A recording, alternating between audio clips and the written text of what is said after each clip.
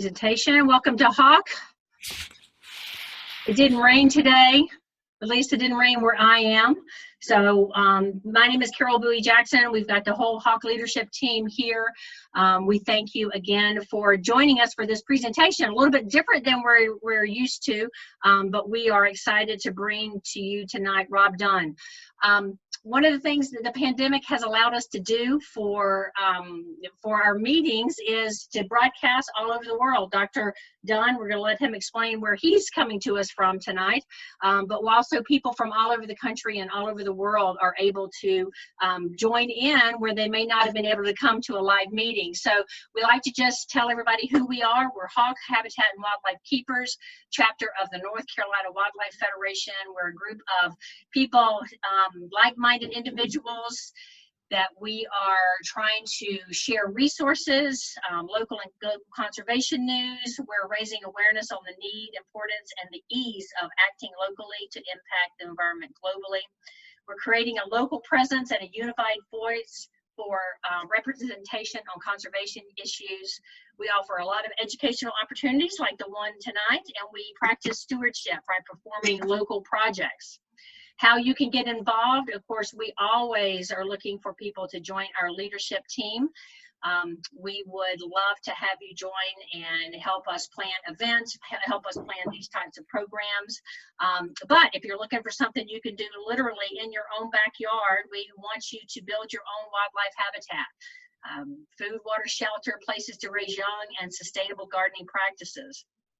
Would also love for you to get it certified. We have a joint certification program with the North Carolina and the North Carolina and National Wildlife Federations, and you can support Hawk through donations. You can support the North Carolina Wildlife Federation and of course the National Wildlife Federation. And as Andy Griffith said, the best thing you could do is to take a kid fishing or birding or hiking or whatever your passion is. Our next program, before we get started tonight, our next program is in April 6th. Babies everywhere. Spring is the time for babies, baby birds, baby possum, baby raccoons, baby squirrels, and Shannon Begum with the Animal Rehabilitators of the Carolina, ARC, is going to be on hand to talk about what do you do when you find those babies. So I hope you'll join us on April the 6th. And tonight we have Dr. Rob Dunn and his latest book, Delicious. And this is the second time that Dr. Dunn has joined us. We had him after, I don't know if it was your first book, Dr. Dunn, but it was after the first book that I read, and that was The Wildlife of Our Bodies, talking about what lives in and on us and why it's either trying to kill us or keeping us alive, and that was really good. I really recommend that book to everyone.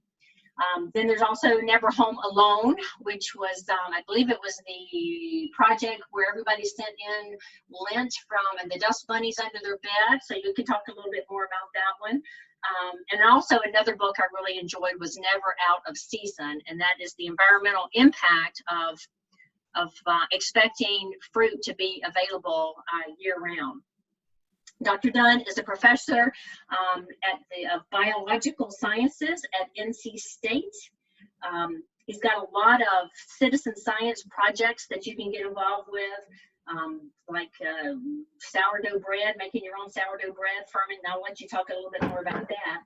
But tonight he's going to be talking to us about delicious, and that's the role that flavors have played in our evolution. The blurb on the book says, blending storytelling with science, it will transform the way you think about human history and the flavors of food. So I'm going to turn this over to you, Dr. Dunn, so you can take it away. All right, great. Let's see.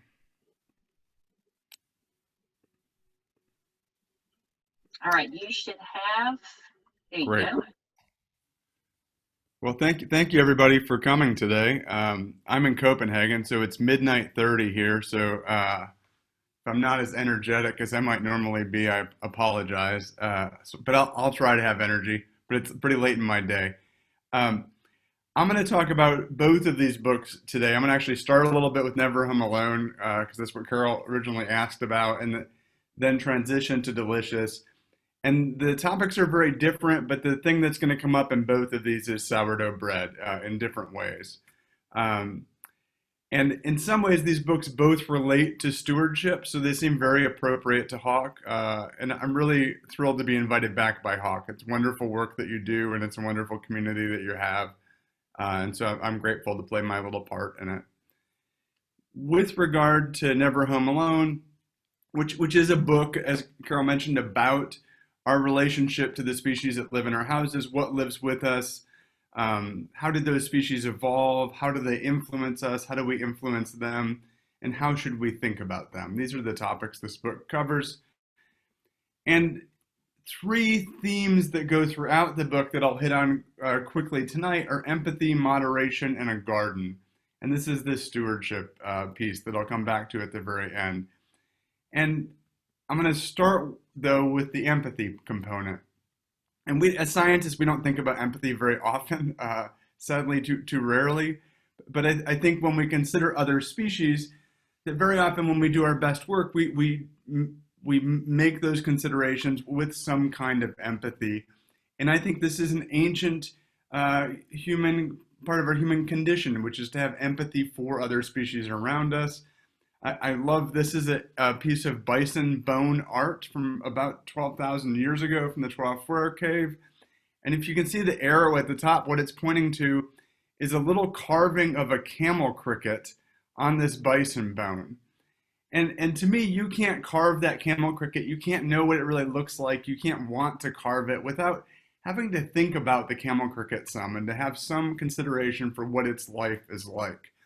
And I think if we look through art through history, there's lots and lots of consideration of the species around us in our homes with this kind of empathy. And to the extent that the Trois Cave was a home, one might say this is really a drawing about the life in homes. But one of my favorite examples, though, of this sort of empathy comes not from France, but instead from Japan. And it comes from the work of a Japanese poet named Kobayashi Issa, who started working in the late 1700s, lived into the early 1800s. And I started with a poem by his that's not at all about empathy, but I thought is a funny favorite one. Peeing in the snow outside my door, it makes a very straight hole. And so that's relatable, right? At least when you get a good winter in North Carolina. But the poems I want us to think about a little more today are poems that he wrote about the species he lived with. And he wrote many of them. Literally thousands of them. And so here's a very famous one. Don't worry, spiders, I keep house casually. Or, the winter fly I caught and finally freed, the cat quickly ate. Or, in our home, the fireflies make good companions for the mice. For you too, my fleas, the night passes so slowly, but you won't be lonely. If times were good, I'd ask one more of you to join me, flies. Now we are leaving, the houseflies can make love to their heart's desire. One human being, one fly in a large room. I'm going to roll over, so please move, cricket. And then the bedbugs scatter as I clean, parents and children. And so I enjoy these poems very much. These are examples of many, many poems that Issa wrote about the life around him. And what's clear is both that he knew these species, he was familiar with them, and he was very much capable of thinking about their lives and the ways in which they were similar to his own. And this tendency of writers and artists to think about the life around us in this way doesn't end with Issa. This is a quote from a recent article by David Sedaris in the New Yorker, and it's about a spider in his house in France. And he writes, I was at my desk one afternoon writing a letter when I heard a faint buzzing sound, like a tiny car switching into a higher gear. Curious, I went to the window, and there in a web I saw what looked like an angry raisin. I love that, angry raisin. It was a trapped fly, and as I bent forward to get a closer look, a spider rushed forth and carried it screaming to a little woven encampment situated between the wall and the window casing. It was like watching someone you hate getting mugged. 3 seconds of hardcore violence, and when it was all over, you just wanted it to happen again.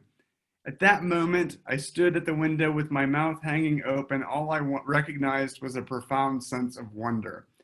So here, Sedaris has gone one step more from empathy to wonder, to some sense of the sublimity of the life around him in his house. And so certainly we're capable of this relationship to the species in our houses.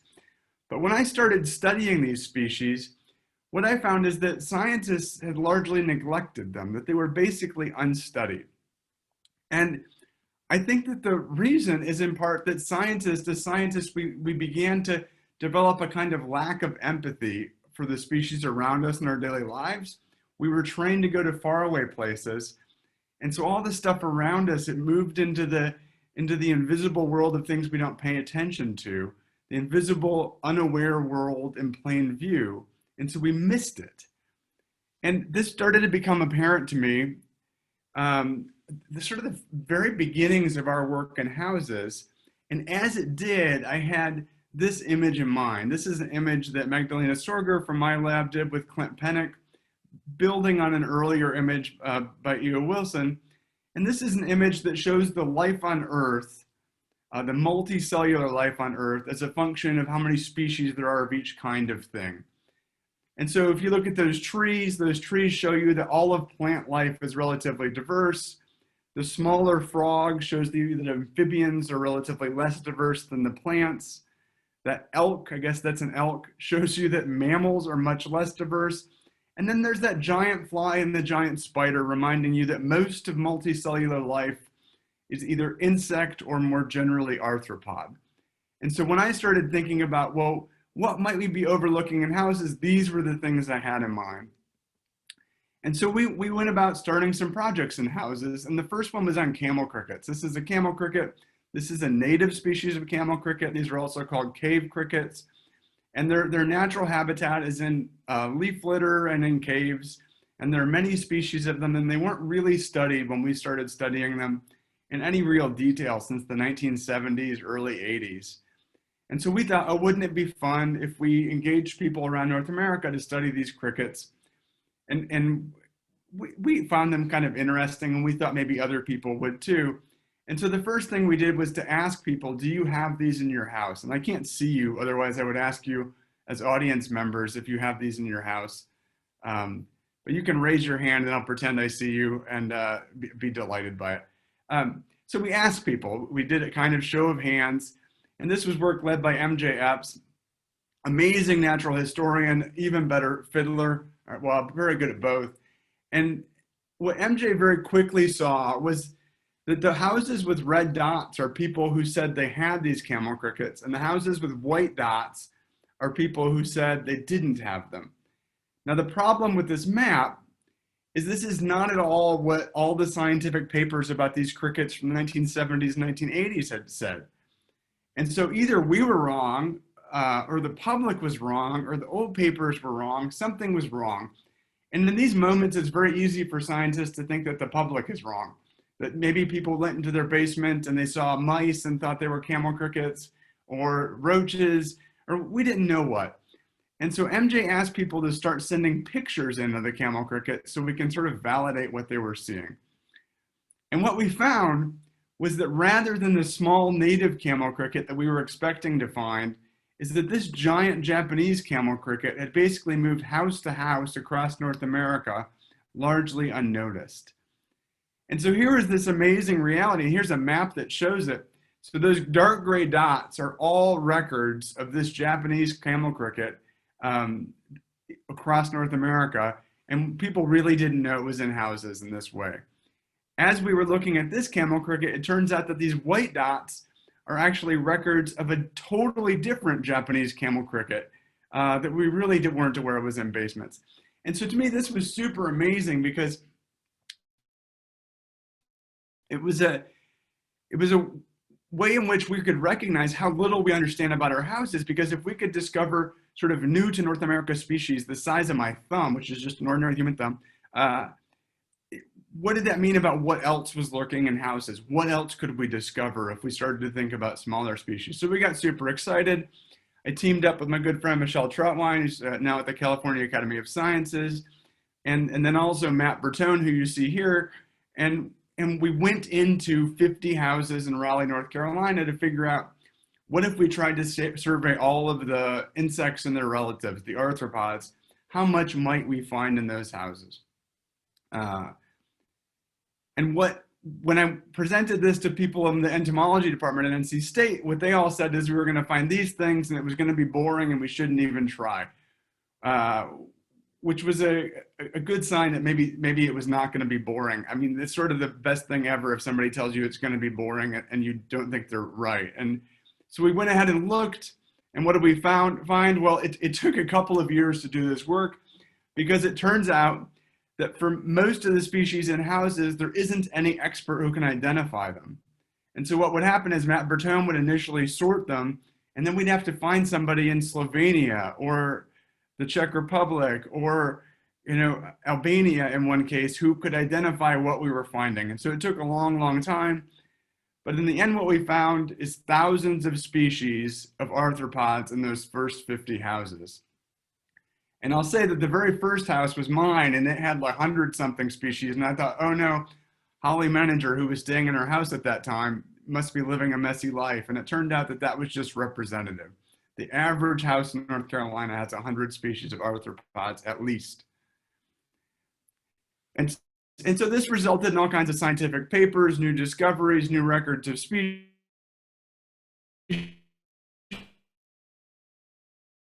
to figure out what these species were doing. And so here were the decomposers, things eating the dead stuff in your house. And some of these species have been in houses since ancient Egypt. They've moved around the world with humans. They have each one of these is a cool individual story. Extraordinary diversity of crazy spiders in houses. Things like, if you can see it's on my bottom right, there's the cockroach egg cases, and on top of it is a teeny tiny wasp. That wasp, its whole lifestyle is that it lays its eggs in those cockroach egg cases, and then its babies hatch out and eat the living babies of the cockroaches and then fly away. We found those in the vast majority of houses in Raleigh, but they're teeny tiny, you don't notice them, they're your friend.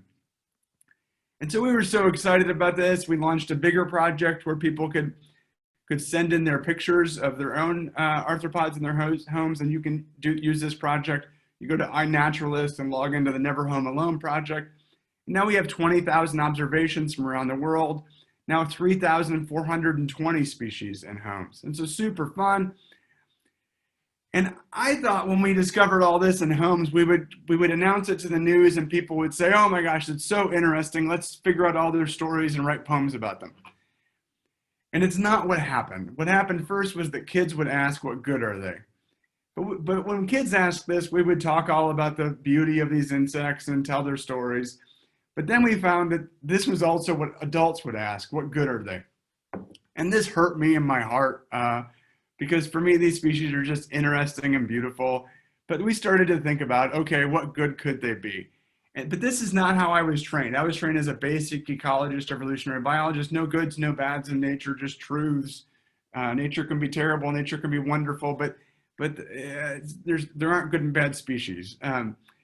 But we started to think, well, what could we use these species to do on behalf of humans? And it turns out that in many cultures around the world, people have favored spiders in their houses to help control flies, which in some cases help to control pathogens that flies transmit. And so there's a big history, for example, of bringing social spider webs into kitchens in both Mexico and South Africa, with thousands of spiders in your kitchen that keep the flies down. And so there's that. You could release these wasps to control cockroaches, and this is actually done in some places.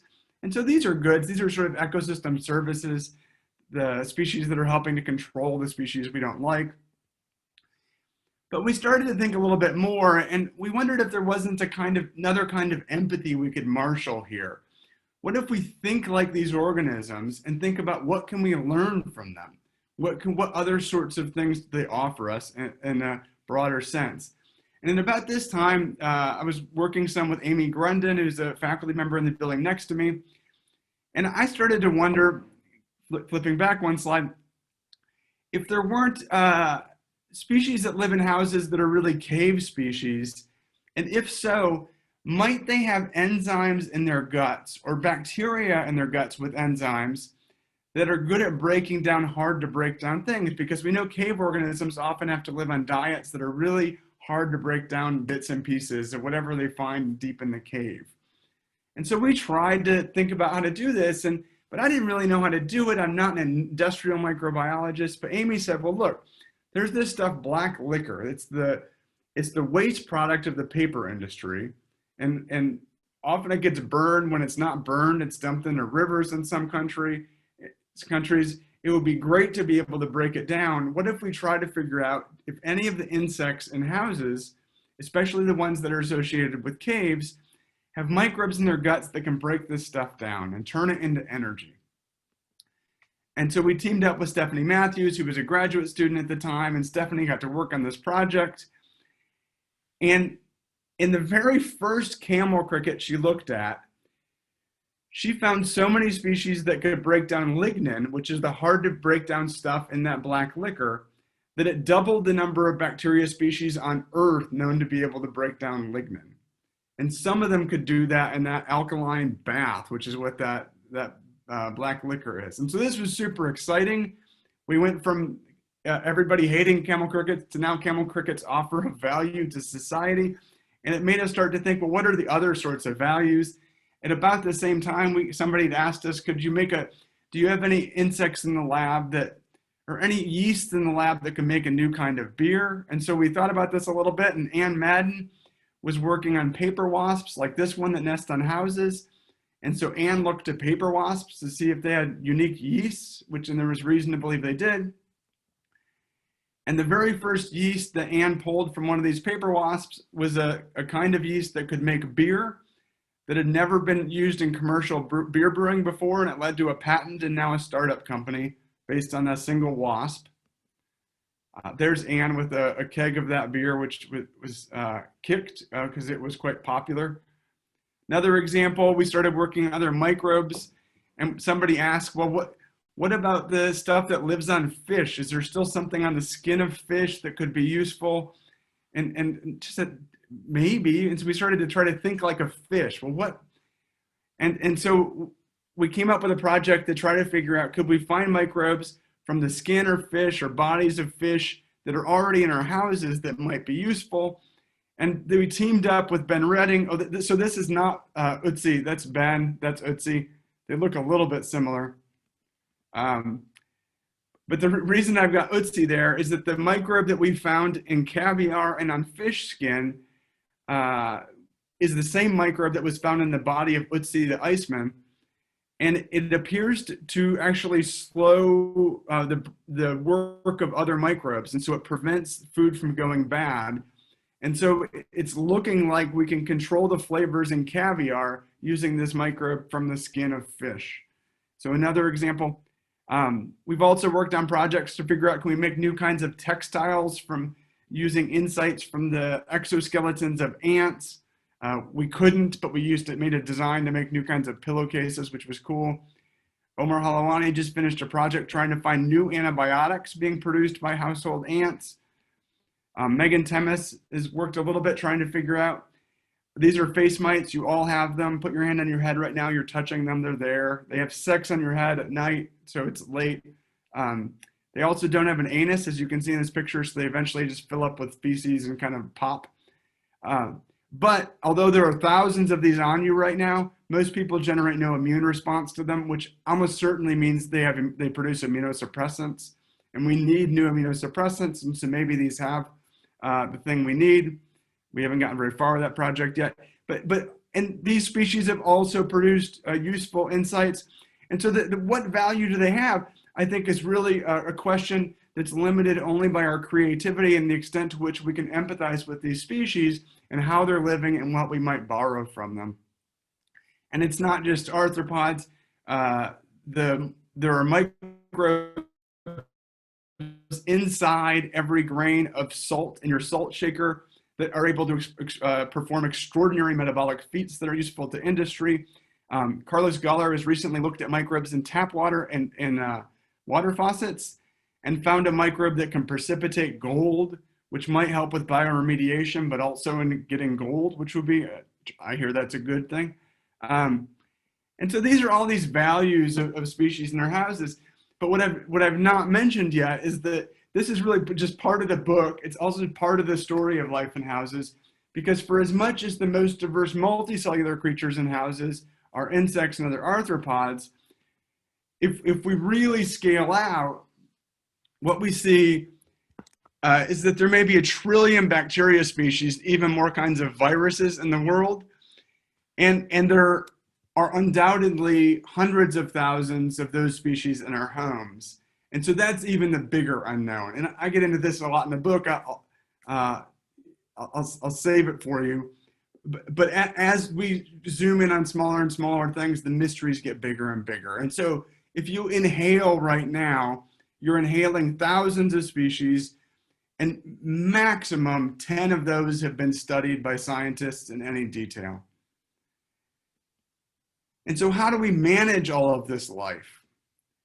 I think empathy again. Most of these species are either beneficial or benign. Nearly all are as of yet unnamed. And to repeat, some of these species benefit us. And there's an emerging consensus, and this is sort of another element to the story, that more diversity in our daily lives, on our bodies, in our homes is good for us, good for our immune systems, good for our gut function, good for our skin biodiversity.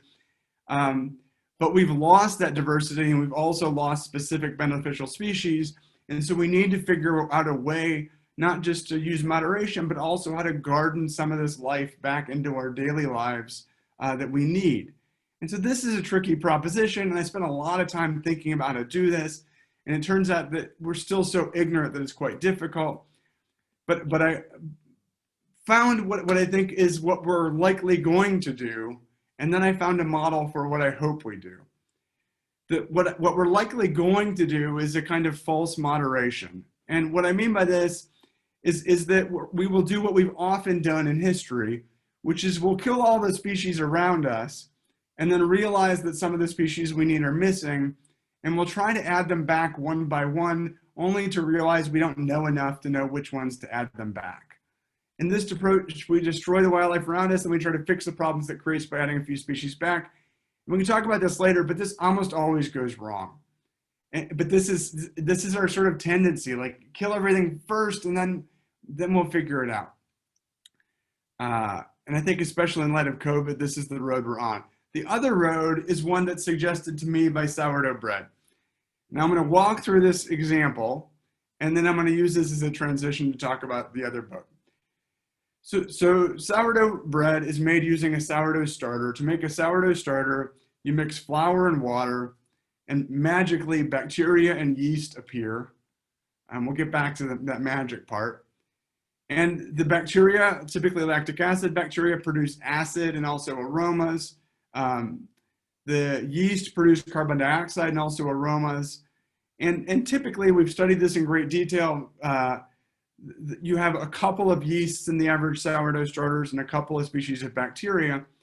And you basically never have pathogens. And the reason you never have pathogens is that the lactic acid bacteria control pathogens by producing acid and sort of weeding those pathogens out.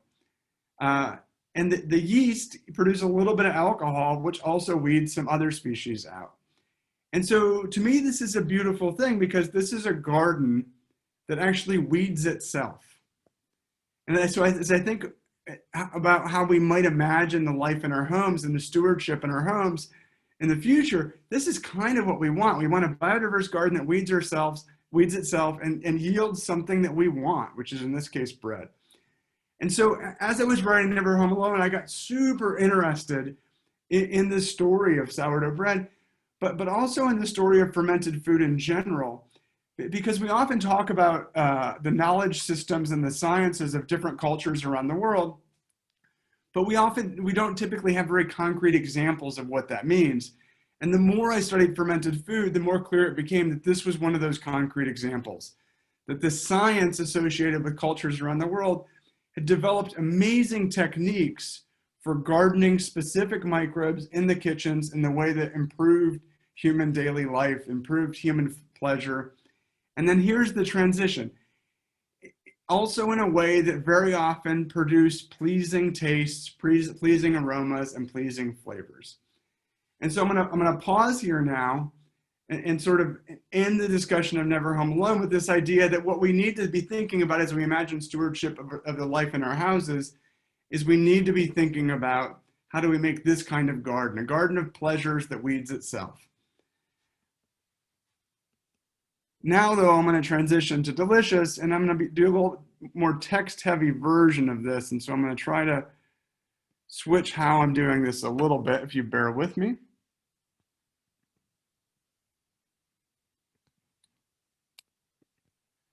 So as I switch, the big point in this next part of the talk about delicious is really that flavor and deliciousness are important to how animals make their way in the world, and they're especially important for making sense of the story of humans. Deliciousness guides us today. Deliciousness also shaped our evolution. And this is the argument Monica Sanchez and I make in our new book, Delicious, the Evolution of Flavor and How It Made Us Human.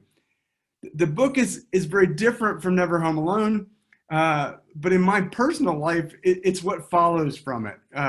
It follows from the end of Never Home Alone, which ends with thinking about food, down all of these rabbit holes of the story of food, to the recognition that food has really not been taken very seriously by evolutionary biologists and ecologists, and it's an attempt to take food more seriously and put it at the center of our story. But today, the part of that I'll talk about is really just one chapter of the book, and it's a part that focuses on fermentation, and I chose it because it ties back into the stewardship issue, and it also ties back into some of these household species that I've already mentioned. And I'm going to start this talk about deliciousness and delicious in the context of a mystery. And the mystery is, when did fermentation begin? Maybe, can people type into the chat? So when do you think humans first intentionally fermented? Can I see the chat? Maybe not anymore. Well, if you can. Dr. Rob, I'm happy to, if people want to, if you can't see it, I'm happy to call it out to you. Yeah, oh, I see it now. I've got it. So yeah, so Shem says many thousands of years ago. Any other guesses? Give me. Feel free to be super wrong because we don't know the answer. 15,000. Jane seems like maybe she Googled it. Anybody else? So in the Fertile Crescent, yep, okay, great. Give me a couple more. Just humor me. It's late. 3,000 years ago. Okay, great. 10,000. We know Egyptians like wine. All right, great. So the classical story of fermentation is that it starts in the Fertile Crescent, which is probably wrong, and that it starts after humans domesticate crops, which is definitely wrong. But we didn't know this was wrong until really about 4 or 5 years ago. There have been suspicions, but the standard story had always been that humans start to domesticate crops. Once they domesticate crops, they get extra of those crops. And fermentation is a way to store the extra. So you make beer and you can store beer. You make bread and you can carry bread on a trip. And so once you have stores, it's a very convenient thing. But there was always a bubbling undercurrent of, well, maybe it didn't happen in that order. And Jonathan Sauer, an archaeologist, suggested very early on, what if humans actually fermented first? What if they made beer, for example, first, and then they liked beer so much that they needed more grain, and then they domesticated crops so they can make more beer? Yeah, bubbling undercurrent is a good name for a beer or a band. I agree. And so this is the other possibility, sort of. And so this was talked about for a long time. It was very popular at meetings because everybody wants to speculate about beer, but that was it. And then just a couple of years ago, Stanford archaeologist Li Liu recorded an example of what appears to be fermentation from a time a couple of thousand years before agriculture. And this is a site in Israel. And so I'll read from the book here. So at a 13,000-year-old hunter-gatherer archaeological site in Israel, Stanford archaeologist Li Liu and her colleagues found holes carved into the bedrock and separately into boulders. The holes in the boulders were used to store baskets filled with grains and other plant materials. The baskets were then covered with stones. Liu and colleagues believed that the holes in bedrock, meanwhile, were used to ferment a kind of barley beer. The beer would have likely been, Liu speculates, somewhat sour and low in alcohol. Once fermented to taste, it could have been scooped out of the hole with a small container and even cupped in hands. This site in Israel is the oldest potential evidence of barley fermentation yet discovered, and is from a time before the first evidence of agriculture. So super amazing. And since this study, the oldest bread has now been discovered. The oldest bread's 14,000 years old. And I think two important things to notice here that add additional context. One is that the first piece is that because this precedes agriculture, we now very clearly know that you don't need agriculture to ferment. So fermentation could have come first in many different places, which is pretty exciting. The second thing that's interesting here is that this example is beer. And so beer is by far and away not the easiest thing to ferment. The barley used to make beer, it's got to be malted. It might have to be mashed depending on what's going on. And so as a result, beer making takes at least 2 steps, maybe 3. It's much easier to ferment fruits or even meat. And so if 13,000 years ago is the first beer, how much earlier is the first fermentation of a fruit intentionally? We don't know, but recently in a paper that just came out today, but lucky for us, I knew about it while we were writing the book still, Katie Amato at Northwestern University has started to argue that fermentation by humans may go all the way back to Homo erectus. And so 1.9 million years. And so I'll say right now, what we know for sure is that it started sometime between 13,000 years ago and 1.9 million years ago. So that's a lot of give. But hopefully I can narrow this down a little bit in the talk.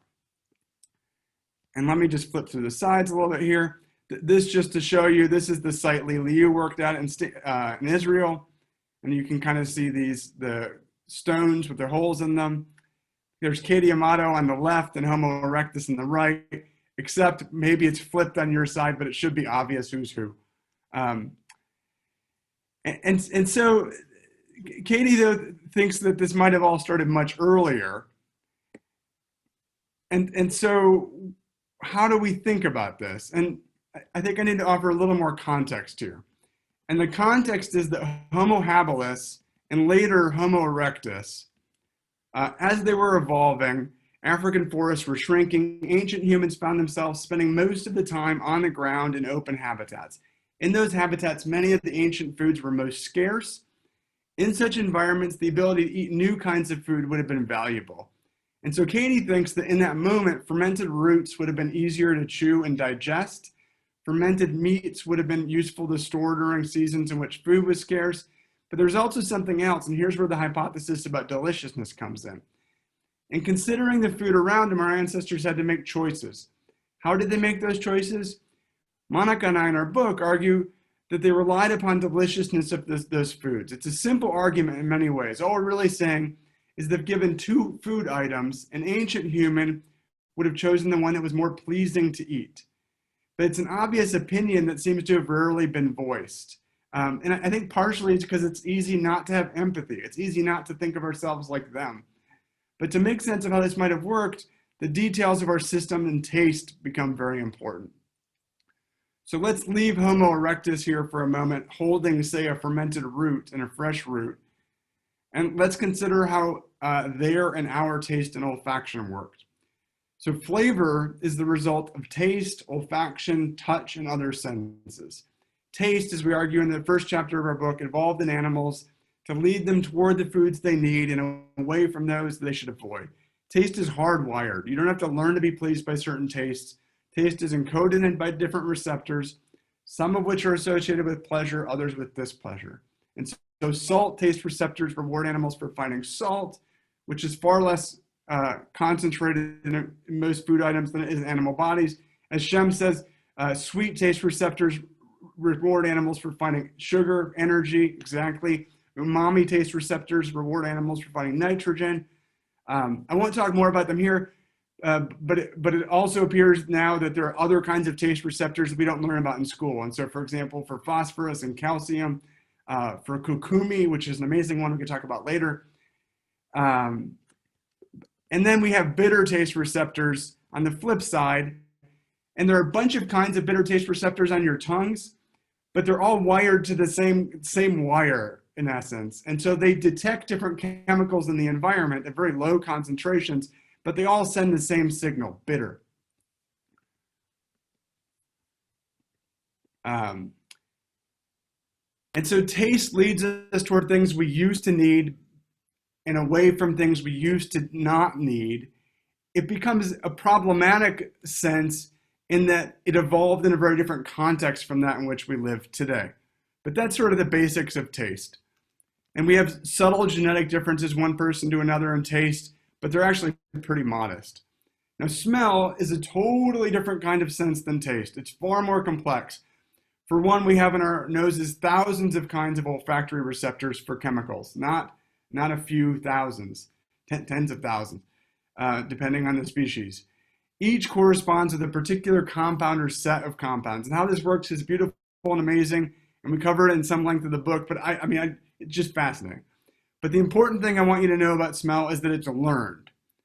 Its valence is learned. So whether we think of it as good or bad is learned. As far as is currently understood, there are no bad smells that are genetically encoded as bad, nor are there any that are genetically encoded as good.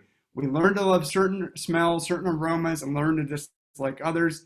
There may be some predispositions. We may be predisposed to love some smells and not others, and yet every aroma can learn to be loved, just as every aroma can learn to be hated. Now, a tricky, fun thing about aroma that I'll talk about a little bit more in a second is that we perceive aroma two ways. One is we sniff through the front of our nose, and the other is we sniff once food is in our mouth. The first is called orthonasal olfaction, because scientists like to make up words that make beautiful things sound ugly. And the other is retronasal olfaction, so smelling from the back of the mouth. And as I'll get into, humans do way more smelling from the back of our mouth, and that becomes part of flavor. But to go back to this learning part of the story, one of the most amazing components of learning in aroma is that during pregnancy, a fetus actually experiences the aromas of the foods its mother consumes. And so the chemicals from the food enter the amniotic fluid, travel to the nose of the fetus, and the fetus can sniff at the tiny sea within which it floats. Fetuses appear to be predisposed to learn all of the maternal aromas in which they swim are pleasurable, worth seeking out once they're born into the world. And so this is like it's learning, but it's pre-programmed that whatever those aromas are, those will be good. And this is even true of aromas that are defensive compounds of plants. And so, for example, when mother sheep eat garlic, their amniotic fluid smells of the defensive chemicals in garlic, and the fetal sheep smell the aroma in utero. Having been exposed to it, they prefer it once they're born. If the amniotic fluid of pregnant rats is injected with garlic, the babies of those rats upon birth involuntarily try to suckle when presented with garlic. They pucker pink lips and search for their mothers. Where are you, my garlicky mom? Studies of humans have yielded very similar results. Nature tells animals, including humans, to trust their mothers and the aromas associated with what they've eaten. So imagine that when you are born, you already have been taught some good smells. You then learn more during breastfeeding if you're breastfed, and more during communal meals. And smells that are associated with pleasure and happy feelings are encoded by the brain as good. They're associated with good feelings, good memories. And this is just a little slide to show this is how people decode how newborn babies respond to different tastes and aromas. there's a whole sort of portfolio of classic baby faces in response to these things, and lots of experiments where babies get things waved in front of their noses. It's good reading that stuff, and lots of funny face pictures. And so as we think back in time, it's easy to imagine that as ancient humans moved out across the landscape, that the sense of smell and the learning associated with it was a kind of a library that helped to catalog the world and sort good foods from bad, foods that were delicious from those that were disgusting. It would have facilitated learning quickly, and then also passing that learning from one generation to the next. But we need one more thing before we can pull these pieces together. We need to know where we smell. And so a dog or a pig, when hunting truffles, primarily sniff. And so that's that orthonasal olfaction I talked about. Humans sniff too, but the vast majority of the aromas we perceive are coming from that retronasal olfaction. And our heads have actually evolved in such a way that arguably, and Dan Lieberman at Harvard has argued this recently, that we're probably the species with the most features that retronasal olfaction, that most features that flavor and that results from aroma and taste in the mouth. So now let's go back to the ancient humans confronting the root. The ancient human had a choice between a fresh root and a rotten root. The taste of the fresh root would be less sweet. It would be dominated by complex carbohydrates that do not trigger sweet taste receptors. It would have had a bad mouth feel, which is that tactile sensation of the food. It'd be tedious to chew. Meanwhile, the rotten food would be somewhat sweet. The bacteria and fungi in the root having broken down some of the complex carbohydrates. It would also be sour. Sour is a taste, but it's an unusual taste, and that sour in most species is aversive. And so like bitter, but different. And in humans, especially when paired with sweet, sour appears to be either instinctively attractive or easier to learn to be attractive. Humans like sour, chimpanzees like sour. It appears very likely that our ancient human ancestors liked sour. If this is the case, the sourness of the root would have also been appealing. It's a longer story, but almost all other mammal species dislike sour at any concentration. And so there's an interesting evolutionary transition in play there. As for the aromas, the ancient humans would have learned to like, they might have learned to like fermented roots with aromas that were associated with pleasure. Conversely, they might have learned to avoid roots with aromas that were associated with displeasure. This would have been especially true if those ferments made them throw up. Humans, and presumably ancient humans, can learn to dislike a food in one tasting. Yes, so we'll definitely have a Q&A, and I'm almost at the end, so it'll be soon. We can actually learn to dislike an aroma with one tasting if it makes us vomit. It's called the Garcia effect. And so you imagine this very quick process of learning to like some ferments and dislike others. And this is how we start to learn to make these gardens. And so what's the evidence that this could have been very early? I think one of the most compelling pieces of this is from an example that Katie Amato told me about, and it's from work done by the primatologist Liz Mallett. And so Liz was studying capuchin monkeys in Costa Rica, like this one here. And when she watched them, she saw that they would often go up to an almendro tree and they would knock down fruits from the almendro tree in huge numbers. But then she saw that they couldn't eat them. They were too tough. And they would go away, and they would do this again and again. And then finally she noticed that when they did this, they were, in 3 separate occasions, they would come back once the fruits had rotted to eat them. And so Liz Mallett actually thinks this is the intentional fermentation of fruits by capuchin monkeys. And as Katie Amato has looked, it turns out that there are many more mammals that intentionally ferment things than we ever thought. And so it seems more and more possible that this might have started very early and been linked to this tastes and aromas and flavors in this whole story. And so this example doesn't prove that ancient humans fermented fruits, roots, or anything else, but it suggests they wouldn't have needed special tools or any additional intellect to do so.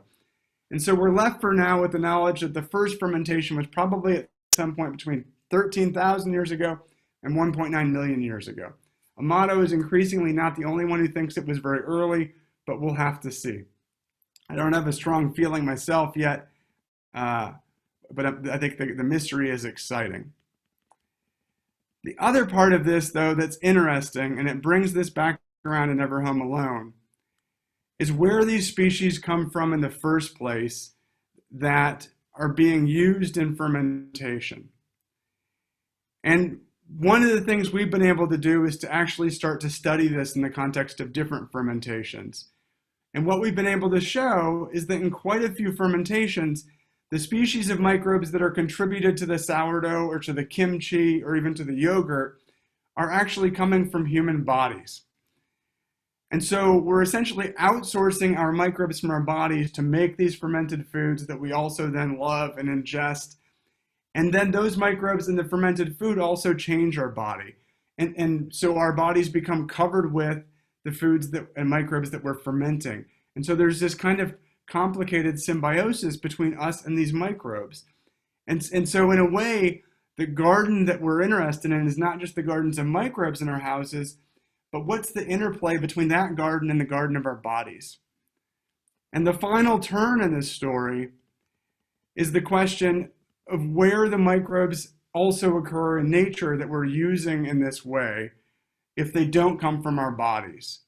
And one of the great examples of where they occur in nature for the yeast we use most often is that they occur in wasps. And so Saccharomyces cerevisiae, the most common yeast in bakeries and breweries, actually its natural habitat is it lives in the guts of wasps and it rides with the wasp from one sugar source to another sugar source. And now what it looks like, if we tell the story from our perspective, is that we co-opted the yeast that the wasp relied on to do our bidding, to ferment our food, to change our world, to create flavors that made our lives more pleasant, and to create alcohol that made our lives more pleasant but also problematic. But if I return to that question of empathy that I introduced at the very beginning, we can also empathize with the yeast. And we can argue that this whole story of fermentation could also be told from the yeast perspective. And we could say that what really has happened is that over these thousands or millions of years, is that the yeasts and bacteria from ferments have actually changed us and made us do their bidding and made us grow crops and made us change the world to please them. And they've done so by tricking us with our dependence on flavor. And so we don't know how these stories all play out, and we're still figuring out how to resolve them. But in the end, the key intersection as we think about food and evolution in our ecology again and again is the ways in which we appreciate the world with our mouth. And so I will pause there. And let's see, there are already some questions coming in. Yeah, and hi, this is Carol. Jane asked about the loss of smell from COVID, and I had a similar question as to why the phenomenon when you lose your sense of smell, and you talked about this a little bit about, sensing it from the front and sensing it from the back. But when you lose your sense of smell, I hear so often that people don't want to eat anymore. The joy, the food has lost all joy. So, so I guess that goes. Yeah, go ahead. Yeah, I can answer those both, Carol. I'll start with the loss of joy. So the taste component of flavor is really simple. Like if you just taste your food, it is really a simple world, and a lot of the pleasure of the food is gone. And so that's what people who have COVID and have lost their sense of smell are experiencing. Anosmia. They've lost this component of flavor, and it's a very concrete recognition of how important smell is to what we think of as flavor. That it really enriches that world and expands it, makes it complex. And in a way, you might also think about, that we have kinds of foods that appeal to flavor and aroma part of flavor, and kinds of food that just appeal to taste. And so if you go to the cereal aisle is really built around taste. Taste with just a hint of aroma to make it work, versus like wines and chocolates that are built around achieving complex aromas. And so we kind of play with these things the food industry does to achieve outcomes in our lives. And then so somebody asked how long, what was the other COVID question? I'm sorry. I'm gotten my, it's 1:20 here. So my, Sorry. The other question was how will long-term loss of smell from COVID infections affect human food preferences? yeah, that's a good question. So there are data on this, and it seems to vary totally by culture. And so in some cultures, when people lose their sense of smell, they lose weight quickly. They often become very depressed. And in other cultures, it seems to have less of an effect, and people actually even overeat. And I say cultures, the studies are at the country level. And so it seems to matter how you think about food and how your people think about food, what effect it has on your daily life. But by all indications, it's a very big effect. Yeah, and quite interesting. Okay. Other questions? Yeah, I have another question for you. You mentioned a taste kokumi that you said you'd come back to, and either I missed it or you didn't get back to it. Yeah, no, well, I'm glad to. So kokumi so umami was discovered in Japan first. Scientists in the U.S. and Europe doubted it was a real taste, and Akita, the scientist who discovered it, didn't care that people doubted it. He patented the production of MSG, which is the compound that perfectly stimulates umami, and it spread around the world. And now we talk about umami and buy MSG and are pleased. Kokumi is sort of in a similar situation. So koku is the Japanese word for like a mouthfulness or a fullness. And kokumi is a taste sensation that's a kind of fullness. It's not a taste on its own, but it modifies other tastes. And it's triggered by certain amino acids that are really common in fermented foods. And so chefs are really interested in it now because just a teeny bit of those amino acids makes foods feel as though they're fattier than they are. And so you have the potential to really manipulate taste sensations in a way that could make low-fat diets more pleasing. But what I think it's amazing about it is, taste is so central to our daily lives, and how is it possible that we're still discovering new kinds of taste receptors, new taste sensations, and yet there are actually quite a lot of them. And kokumi is the one you'll be hearing about in the next couple of years, I think. All right, very fascinating. And kind of along those lines, me personally, whenever I have, if I have a craving for oranges, I indulge that. I feel like maybe that's my body telling me I need vitamin C. Or if I have a craving for sardines, I try not to indulge myself with the cravings of chocolate milkshakes. But is there any truth to that there's your body could be talking to you and say, when you're craving oranges, there's something in that you need? So it's a widely held idea. It's really not very well understood yet. And so even like pregnancy cravings are a pretty famous one, are those about seeking out nutrients that the body needs. It's possible that happens. As far as is understood right now, the links between how that happens are really not very clear. And so it's a kind of mysterious element to this. And as people know from different diets, you can actually shift your cravings as a function of which diet you have. And so that suggests there's something going on there, but really very poorly understood. Okay, all right. So I wouldn't just believe your cravings though, because they evolved in a very different context. And this is what sugar is really interesting in this regard, that we evolved sweet taste receptors in a context in which sugar was extraordinarily rare. And so if you look in the diets of most primates, relatively bland fruits are the most sugary thing. And in this way, it's partially also why chimpanzees invent tools, is that most of their tools relate to going to find foods that please their taste receptors more than the foods that are available. And so they go nuts for honey. But the trick is, once you become able to produce those foods in huge quantities, your taste receptors are no longer telling you the right message. So if you can fill the grocery aisle with sugar, that taste receptor is telling you what you needed 100,000 years ago, not today. And so that's where our ancient bodies trick us and lead us astray. Well, my ancient body is telling me chocolate milkshakes pretty much daily, or chocolate chip cookies.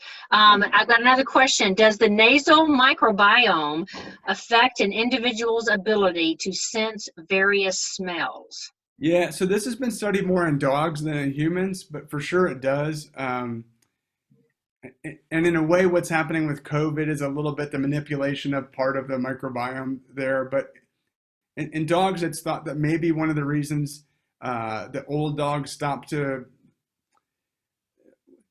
old dogs have dementia, very often get kinds of dementia.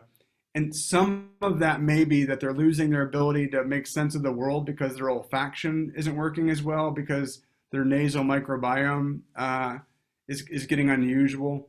And so there's some evidence of that in dogs, but for sure it happens. And so one of the pieces of that that's really interesting is if your nose is exposed to a smell over and over again, it stops sending the signal. And so if the microbes in your nose are producing a particular aroma, you're very unlikely to still detect that aroma in the rest of the world.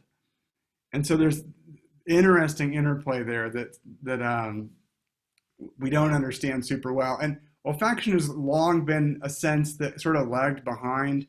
It was thought humans don't rely on olfaction. It's the boring sense. And really, it's only in the last 15, 20 years that suddenly we realized, oh, geez, maybe this is the most central sense, and we just are not as conscious of it. And so a lot of those things that you think, well, why has no one done that?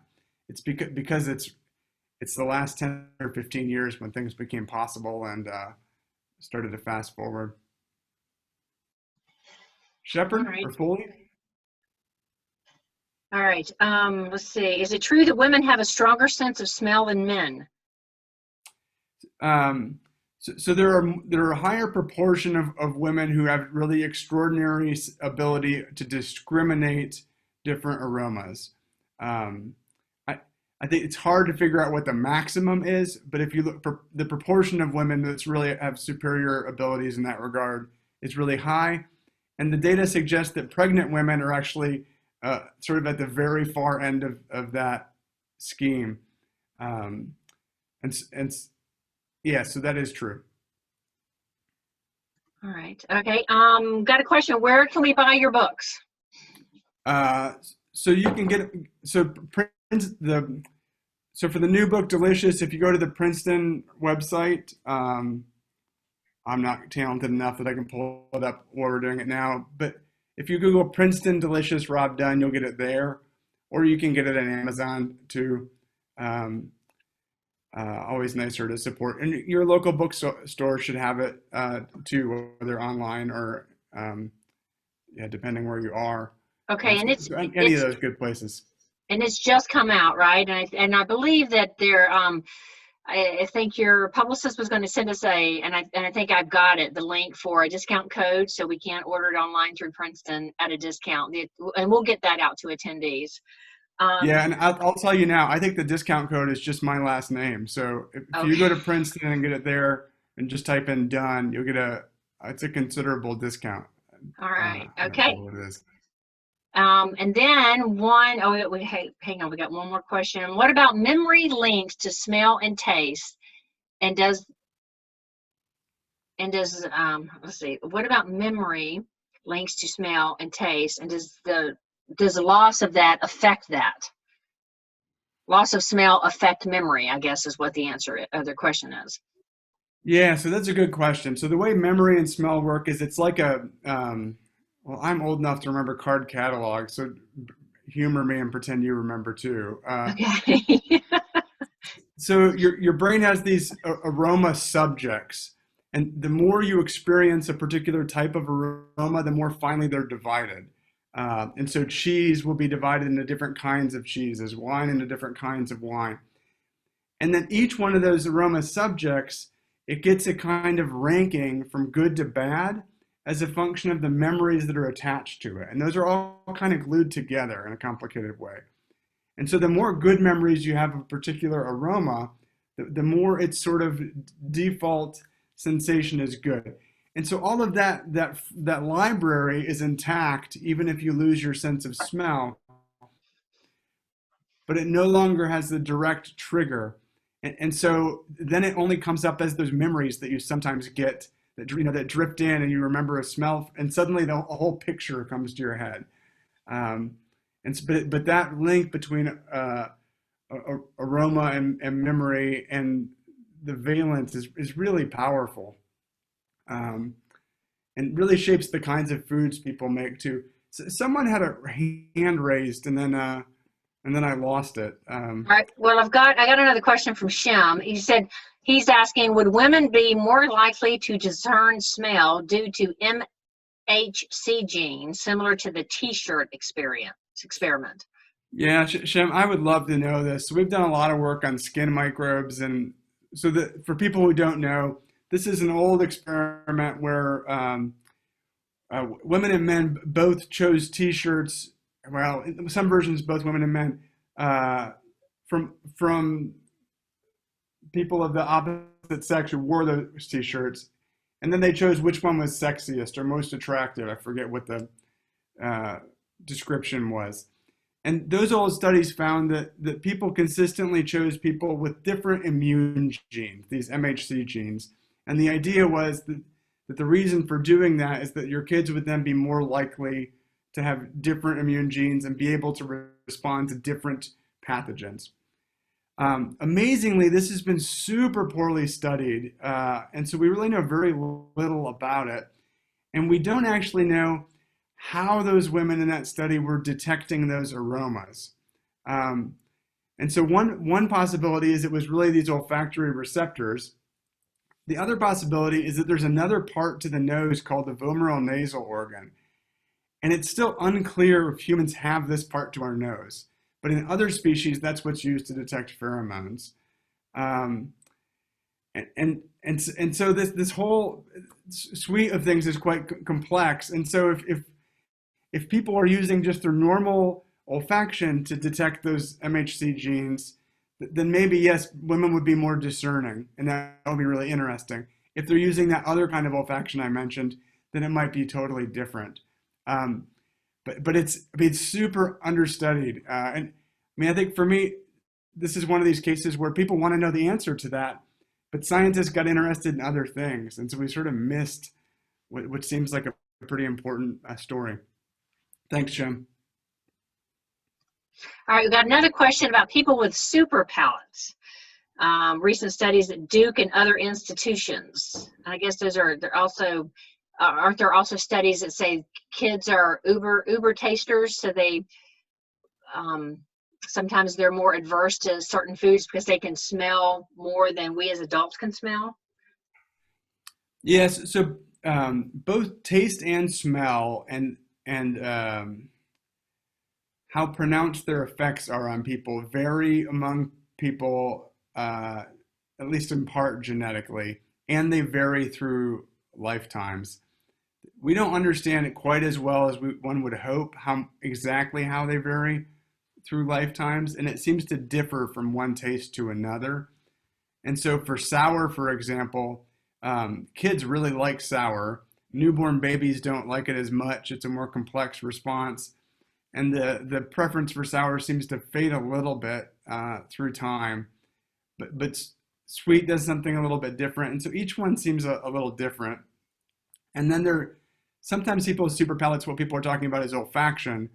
And in that case, you could be talking about the concentrations at which people detect compounds, which varies a lot, and some of that's genetic.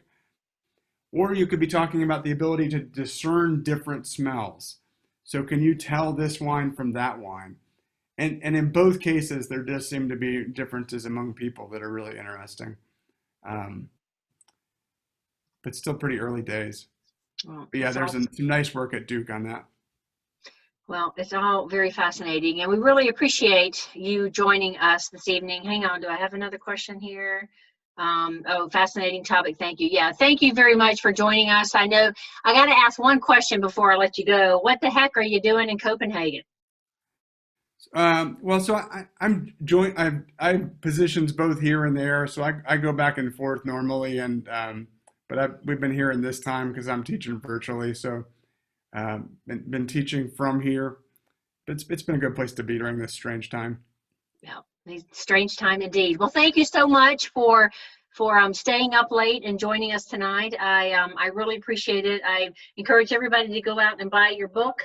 All of them, like I say, they're some of my favorites. So I really appreciate you joining us. And when you write your next book, we're going to be asking you to come back. Thank you, Carol. Thank you, everybody. And I promise I'm more coherent not at 2 a.m., but I'm glad you put up with me. We appreciate it. You were wonderful. Thank you so much. Thanks all. All right. Good night, everybody. Thank you very much for joining us. And remember, April the 6th, we will have our next meeting for what to do